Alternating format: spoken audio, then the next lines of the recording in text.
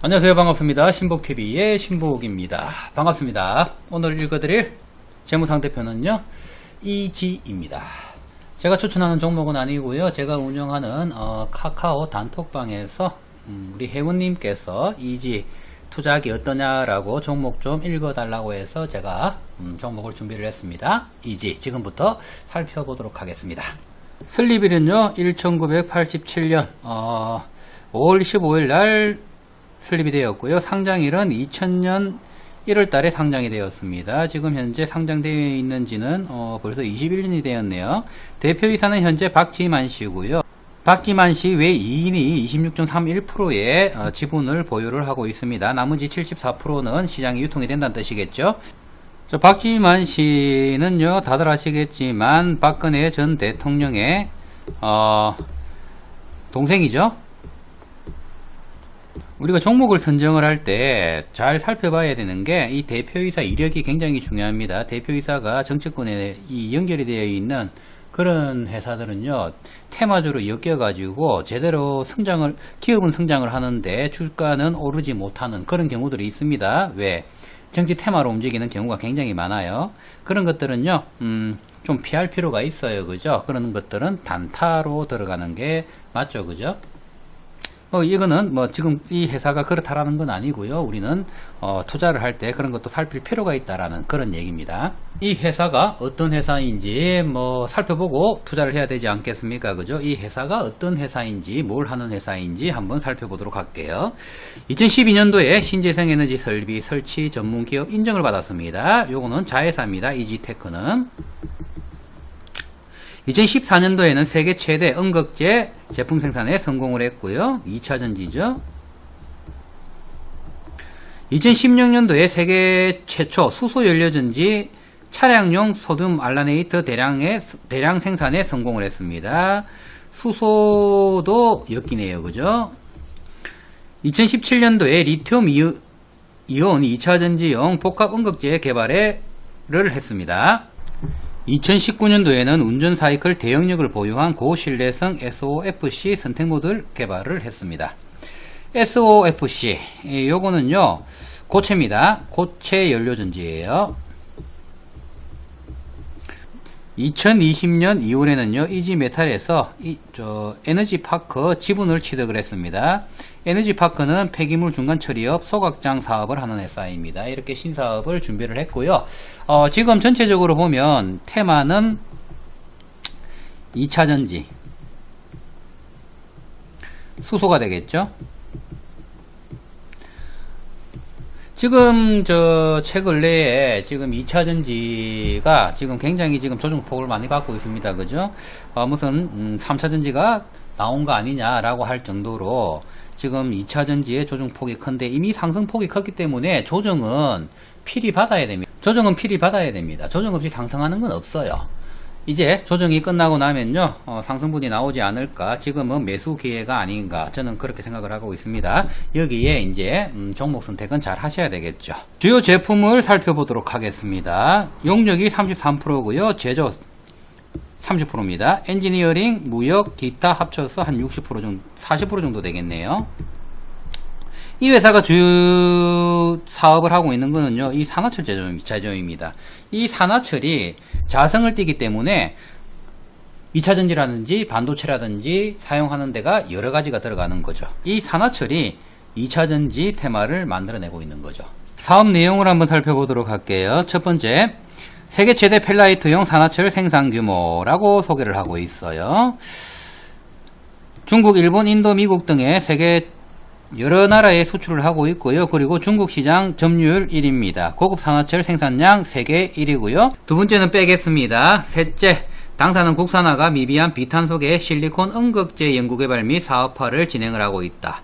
2011년부터 당사는 국내 완성품 업체에 샘플을 지속적으로 제공을 하고 있고 상용화 가능성을 평가받고 있다라고 되어 있습니다. 아직 상용화는 되지 않았다는 얘기죠. 네 번째입니다. 당사는 2015년 6월 고체 수소 저장소 개발 관련 국책 과제에 선정이 되어 가지고 5년 정도 지금 현재 수행 중이라고 지금 소개를 하고 있습니다. 2016년 초에 한국과학기술연구원 등과 함께 고체 저장 소재 대량 생산에 성공하는 등 기술적 성과를 얻고 있다라고 설명을 하고 있습니다. 현재 이 회사가 지금 현재 이렇게 딱 봐도요, 이런 내용들을 봐도 지금 2차전지 그리고 수소 관련해서 지금 상용화는 이루어지지 않고 있고요, 실제로 매출로 이어지지는 않고 있다 라고 보입니다. 우리가 투자를 할 때는 기업을 선정을 할 때 이 기업이 성장을 얼마나 할 것인가 이런 것들을 우리가 대충 추론을 하고, 이 회사가 망할 확률은 어느 정도 되느냐 이런 것들을 우리가 생각을 하면서 투자를 해야 되잖아요, 그죠? 그런데 이 회사 같은 경우에는 제가 지금 성장 기대감으로 가져간다라고 하기에는 일단 회사가 너무 오래됐고요, 대표이사가 박지만 씨라는 거에 대해서도 저는 뭐 좋게 생각하지는 않습니다. 그럼 차트를 한번 간략하게 보고 가도록 하겠습니다. 월봉부터 먼저 보겠습니다. 월봉 같은 경우에는요, 긴 시간 동안 상장 이후에 2020년도 상장을 했습니다. 그죠? 굉장히 장시간 박스권을 이루었습니다. 그죠? 2006년도부터 상승이 나왔고요. 그리고 2012년부터 하락을 해가지고 이 사이에서 지금 현재 박스권을 만들고 있습니다. 그죠? 그러면 지금 현재 가격은요, 상장 때 가격이랑 거의 20년, 만약에 이 주식을 20년 전에 투자를 해서 가지고 있었다라고 하면요, 20년 동안 그 가격이 되겠죠. 이 주가가 2015년, 이게 13년쯤 되겠네요. 13년, 12년, 13년 최고점이었습니다. 그죠? 이때가 박근혜 대통령 12년도에 당선이 됐고요, 13년도에 취임을 했습니다. 그죠? 그러면 기대감으로, 박근혜 대통령에 대한 기대감으로 이만큼 상승을 한 거죠. 이렇게 박스권만 만들어 오던 회사가. 그런데 여기에서 중요한 거는 박근혜 대통령이 취임을 하고 나서 이 박지만 씨랑 선긋기를 했어요. 그죠? 그러다 보니까 이렇게 급격하게 하락을 가지고 왔습니다. 그 이후에 지금 현재 답보 상태인 거고요. 그리고 여기에 이제 정권이 바뀌어가지고 지금 현재 이 정권에서 이 박지만 씨 회사가 클 수 있겠느냐, 저는 그런 생각도 들어요. 그래서 이 회사를 투자를 할 때는 이런 부분도 감안을 해야 되지 않느냐라는 생각을 하고 있습니다. 만약에 다음 대선에서 정권이 바뀌지 않는 이상에는 이거 회사가 저는 뭐 크게 좋아 보이진 않습니다. 일봉 추세를 한번 보도록 하겠습니다. 12월 달까지 박스 안에서 놀았는데 12월부터 해서 지금 현재 30도 각도 정도로 지금 상승을 하고 있다. 지금 추세는 상당히 좋은 편이죠. 그죠? 외국인 지금 단가도 지금 평균 단가도 지금 늘어나고 있는 시점이고요. 그리고 금요일 기준으로 11,050원에 지금 종가로 마쳤습니다. 지금 11,050원 정도면요, 외국인 지금 보유 평균 단가랑 거의 비슷한 수준이고요. 같이 진입하기에는 좋은 시점이다. 이렇게 보입니다. 외국인 보유 소량 같은 경우에도요, 지금 늘어나고 있는 형국이다. 이렇게 이해하시면 될 것 같아요. 타실 분들은요, 지금 뭐 삼성 결집하고 있으니까 지금 좀 잡고 가시면 뭐 분할 매수하시면 뭐 괜찮아 보이는 종목입니다. 본격적으로 투자 지표랑 재무상태표 살펴보도록 하겠습니다. 기본 지표부터 먼저 보도록 할게요. 일단 이 회사 자본금 75억입니다. 발행 주식수 750만 주고요. 시가총액은 8,200억입니다. 현재 주가는요 1,150원이고요. 유통 발행수는 550만 주입니다. 유통 발행 비율이 73%고요. 1일 거래량은 지금 회준율이 2% 정도밖에 되질 않습니다. 신용 잔고율은요 1.23% 밖에 되질 않습니다. 굉장히 작은 편이에요. 액면가는 1,000원이고요. 공매도 잔고율은 지금 61,207주가 지금 현재 숏을 치고 나서 갚질 않은 잔고입니다. 많진 않아요. 작은 편이에요.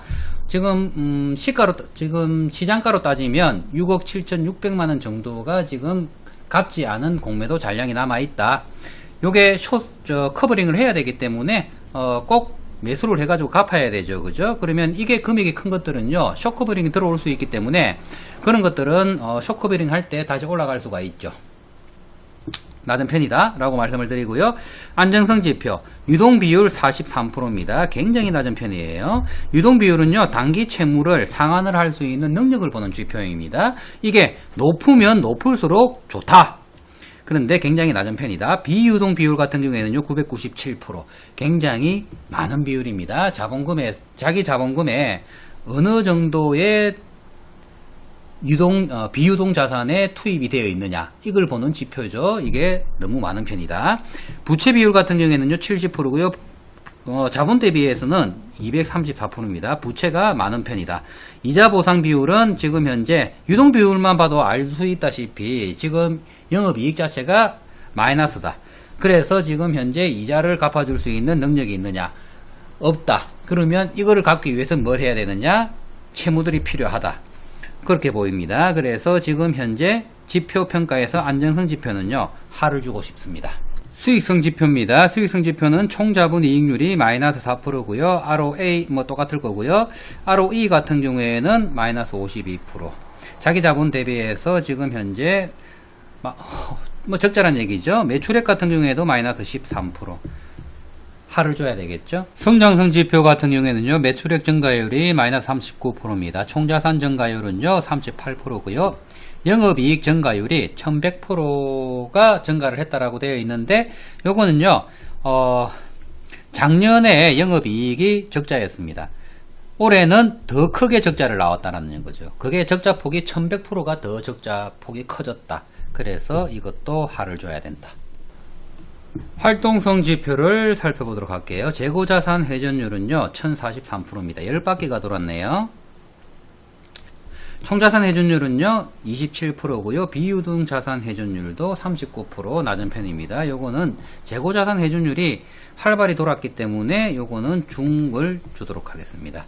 전체 지표 평가에서는 하에서 중이 하나 붙었기 때문에 플러스를 하나 주면 되겠네요. 요렇게 하 플러스로 평가를 하도록 하겠습니다. 기본 지표에서 일단 안정성 지표 너무나 안 좋습니다. 수익성 지표 안 좋고요. 성장성 지표 안 좋습니다. 감안하십시오. 재무상태표를 한번 간략하게 살펴보도록 하겠습니다. 2015년도부터 자산이 줄어들고 있습니다. 그죠? 그런데 2019년 기말 기준보다 2020년 3분기 기준으로 했을 때 지금 현재 늘었습니다. 그죠? 그러면 이게 매출로 늘었느냐 아니면 부채로 늘었느냐, 이런 걸 살펴봐야 되겠죠?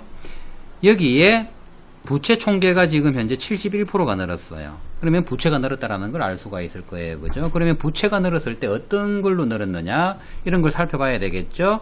지금 이 회사가 전환사채를 발행을 해서 전환사채가 지금 부채로 현재 잡혀 있습니다. 부채 중에서 지금 비유동 부채가 급격하게 많이 늘었습니다. 한 180억 정도가 늘었고요. 유동 부채 같은 경우에는 움직이는 부채는 그렇게 많이 늘지 않았어요. 42% 정도 늘어났습니다.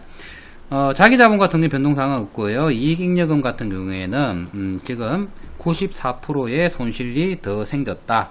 이렇게 재무상태표는 간략하게 눈으로만 읽어보시더라도 이 회사가 지금 현재 상황이 그렇게 좋지 않은 상황이구나, 이렇게 이해를 하실 수가 있겠죠. 포괄손익을 한번 살펴보도록 할게요. 포괄손익 2015년도 17년도 18년도까지는 매출이 1000억대였습니다. 그죠? 점점 줄어왔다라는 걸 알 수가 있는데 2019년도에 급격하게 줄어듭니다. 3분의 2 정도가 감소를 했어요. 672억을 했습니다. 그러면 20년도 작년이죠. 작년 같은 경우에는 어느 정도 했느냐? 3분기까지 288억 정도의 매출을 했습니다. 그러면 그 전년도 2019년도에 472억을 했다라고 가정을 했을 때 4분기는 마감을 672억에 마감을 했기 때문에 200억 정도의 매출을 한 거죠. 그러면 지금 현재 작년이 재작년보다 못했기 때문에 2020년도 4분기 매출은 더 적을 것이다라는 것을 우리는 추론을 할 수가 있어요. 그러면 대충 한 150억 정도 매출을 한다라고 가정을 했을 때 이 회사 한 430억 정도 하지 않을까, 그렇게 보이네요. 그죠? 그럼 430억 전년도에 비해서 엄청난 매출 하락을 이끌어 왔죠. 그죠? 그러면 2015년과 기준으로 했을 때는 거의 엄청난 회사가 엄청나게 많이 기울었다, 이렇게 봐야 되겠죠. 제가 이 매출액이 이 정도로 줄어들었으면 이거 어닝 쇼크 나오는 거 아니냐, 이런 생각을 제가 했는데 제가 이걸 요청을 받은 게 22일 날인가 23일 날 요청을 받아가지고 제가 다트에 들어가가지고 다운을 받아 놨었습니다. 이 자료들을. 그런데, 이상해가지고 다시 다트를 들어가 보니까요. 지금 공시가 하나 더 떠 있습니다. 그래서 확인을 했는데 매출액 손익구조가 30% 충분히 지금 이게 구조 자체가 30% 이상 줄은 거잖아요. 그죠? 그래서 확인을 해봤더니요. 이게 공시가 하나 있었습니다. 매출액 450억. 제가 예상한 것보다 20억 많네요. 그죠? 그렇지만 현재 30% 이상 손실이 난 거예요. 그죠? 전년도 대비해가지고 기말 보고서가 기말 보고서는 아니고요. 이게 공시를 하게 돼 있어요. 이게 언제 공시를 해야 되냐 그러면요. 결산하고 나면 결산 당일날 공시를 하게 돼 있습니다. 그래서 요거는요 강제적으로 공시를 해야 되기 때문에 26일날 공시를 했나봐요. 결산을 했나봐요. 그래서 공시를 해놨네요. 지금 전감액이 마이너스 220억입니다. 매출액이. 그래서 33% 정도 줄어들었기 때문에 어닝 쇼크다 라고 할 수 있겠죠. 이거 몇 시에 공시가 됐는지 뭐 살펴봐야 되겠지만은요 이런 게 나왔는데도 금요일날 주가 하락이 없었다라는 게 그게 좀 신기하네요. 그리고 단기 순이익 같은 경우에도 1119% 정도 훨씬 폭이 커졌죠. 분기 기준으로 따졌을 때 한 400% 정도 손실이었는데 지금 1100% 정도 나왔습니다. 도망가셔야죠. 그죠? 영업이익 단기 순이익 마찬가지입니다. 영업이익 단기 순이익 계속 하락을 키워왔는데 지금 영업이익 자체 기본 지표에서 말씀드렸듯이 적자 폭이 너무 커졌습니다. 34억의 영업이익이 적자가 났고요. 단기 순이익 같은 경우에는 38억의 적자가 났습니다. 전년도보다 400% 정도 손실이 커졌다. 이 회사를 투자를 고민을 하시는 분들은요 고민 더 많이 해보시길 바라고요. 현금 흐름 한번 보도록 하겠습니다. 그럼 현금 흐름이라도 개선이 되었는지 한번 볼까요? 이런 현금 흐름이 매출이 안 좋은데 현금 흐름이 좋을 수도 있죠. 왜? 매출 채권 같은 게 기존에 가지고 있는 매출 채권이 많아가지고 이런 것들이 회수가 원활히 된다라고 하면 올해 현금 흐름은 그나마 나아질 수가 있는데 이것조차도 안 좋아졌습니다. 113%. 그러니까 현금 흐름이 마이너스가 났어요. 투자활동 현금 흐름 마이너스가 났고요. 요거는 뭐 투자를 해야 되기 때문에 부채를 끌어들였으면 투자를 해야죠. 그죠? 그래서 이 투자는 지금 현재 한 100억 정도의 투자를 했습니다. 전년도보다 2배 정도 투자를 했습니다. 이게 이제 수소 관련하고 2차전지 관련해서 투자를 했느냐, 아니면 산화철 부분의 시장을 넓혀가기 위한 영업활동으로 투자를 했느냐, 뭐 그런 것들을 우리가 재무상태표를 주석을 보면서 우리는 살펴봐야 되겠죠. 재무활동 현금 흐름 같은 경우에는요, 돈이 부채들이 유입이 되기 때문에 상당히 많은 금액들이 지금 유입이 되었습니다. 이 현금 흐름표로 좋다 나쁘다를 말씀을 드린다라고 하면요, 저는 뭐 중이라고 말씀을 좀 드리고 싶은 게, 다른 것들은 다 하를 줬는데 왜 이건 중이냐, 이렇게 생각을 할 수 있을 거예요. 그죠? 재무활동 현금 흐름, 이 부분이 원활히 지금 투자를 유입이 받았습니다. 빚을 내는 것도 회사의 능력이라고 했고요. 대표이사의 능력이라고 했습니다. 그죠? 그런 능력들이 있어야지 투자 활동을 할 수가 있는 거고요. 투자 활동이 만약에 없다라고 하면요, 미래의 성장 기대할 수 없죠. 이런 것들이 받쳐주기 때문에 중을 주고 싶습니다. 그럼 영업활동 현금 흐름, 전년도보다 안 좋았습니다. 그죠? 그런데 매출 채권을 확인을 해보고 이게 전년도보다 안 좋다라고 하면요, 요건 문제가 좀 있는 거예요. 그래서 전년도에 매출 채권을 살펴봤습니다. 2029년 기말 기준으로 160억 정도의 매출 채권이 있었습니다. 여기에 충당을 한 거, 매출 채권 충당이 14억 정도예요. 줄어든 거는 매출 채권이 절반가량 줄어들었습니다. 거의 뭐 80억 정도가 유입이 됐다는 얘기죠. 70억, 뭐 대손 충당금 빼고 손실 상각한 거 빼고 70억 정도가 유입이 되었는데 현금 흐름이 전년도보다 안 좋아요. 그죠? 그래서 이 부분에 대해서는 조금 안 좋게 생각을 하고요. 그래서 요런 것들을 감안을 했을 때 투자하는 것들도 좀 생각을 좀 해봐야 되지 않느냐, 저는 그렇게 보입니다. 결과값 보고 마치도록 하겠습니다. 결과값입니다. 지금 현재 주당 순이익은요 518원입니다. 주가 수익 배율 같은 경우에는 사용하지 않습니다. 마이너스입니다. 이거 제가 간혹 가다가 블로그 하시는 분들 보면요, 마이너스 퍼 값이 나왔는데 다른 업종보다 뭐 100배 정도 저평가되어 있다. 뭐 이렇게 설명하시는 분들이 간혹 계세요. 아닙니다. 사용하질 않아요. 단기 순이익 자체가 마이너스로 나왔기 순이익이 없는데 적자 폭이나 그걸 가지고 오는데 퍽값 사용하면 안 되죠. 그래서 퍽값은 사용하지 않는 거예요. BPS 같은 경우에는요 4,267원입니다. 주당 장부 가치가 4,000원 정도 돼요. 그러면 지금 현재 주가가 11,000원 정도 되니까요 한 2.59배 정도 되는 거죠. 현재의 주가가 장부 가치보다 2.5배 정도 높다. 지금 현재 뭐 요런 2차전지나 뭐 수소나 이런 것들은요 지금 퍽값이 PBR 값이 보통 장부 가치보다 한 11 몇 배 정도는 기본적으로 다 높아요. 그거랑 비교를 하면요 다른 것보다는 좀 낮은 편이죠. 주당 매출액 같은 경우에는요 3,841원입니다. 한 주당 지금 만원을 가지고요 매출액을 지금 현재 3,800원 정도의 매출액을 하고 있고요. 여기에 지금 현금 흐름 같은 경우에는요 마이너스를 기록을 하고 있습니다. 그래서 이것도 사용을 하지 않고요 퍽 값을 지금 현재 마이너스이기 때문에 사용을 하지 않기 때문에 다른 지표로 우리는 확인을 할 필요가 있겠죠.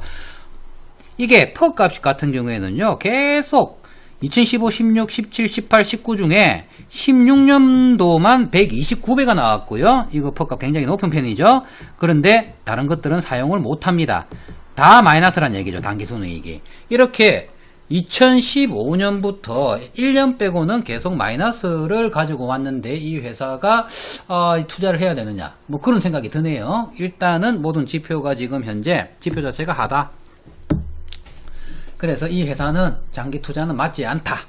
뭐 단타 보시는 분들은요 추세만 보시고 확인을 하시고 타시고 수익을 일정 부분 되면 방망이 짧게 지고 흔들어야 되지 않느냐 저는 그렇게 생각을 합니다. 이상 여기까지 이지재무상태표는 마치도록 하겠습니다. 감사합니다. 제가 읽어드리는 이 재무상태표들이요 미래의 수익률을 책임을 지는 건 아니고요 투자의 판단에 조금이나마 도움이 되시게끔 제가 최선을 다해서 제가 읽어드리고 있는데요 지금 구독자 수가 700명이 이제 넘었었습니다. 너무나 행복하고요 1000명을 위해서 더 열심히 하도록 하겠습니다. 그리고 제가 남겨드리는 코멘트 여기에 해당되시는 분들은요 언제든 연락 주십시오. 제가 최선을 다해서 관리를 해드리니까요 망설이지 말고 연락 주십시오. 그리고 지금 화면 하단에 보시면요 제가 텔레그램 주소를 하나 남겨놨습니다. 혼자 투자하시는 분들 정보가 좀 부재하신 분들은요 제가 정권사 리포트라든지 그리고 시황 뭐 이런 것들을 정보를 제가 계속 올려드리고 있습니다. 여기에 들어오셔가지고요 그런 것들도 보시면 좋을 것 같아요. 저희 구독자분들 항상 성토하시고요. 그리고 행복하셨으면 좋겠습니다. 감사합니다.